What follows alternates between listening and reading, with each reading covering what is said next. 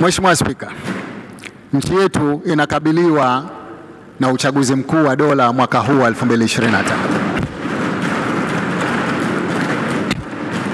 Hili ni tukio muhimu la kuchagua viongozi na wananchi kuitumia haki yao ya kikatiba na kushiriki zoezi hilo.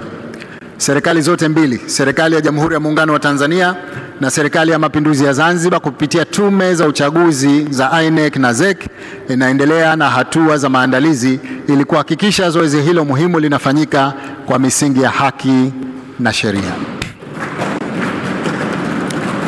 Ni wajibu wetu sote kuhakikisha tunadumisha amani ya nchi yetu kabla, wakati na baada ya uchaguzi.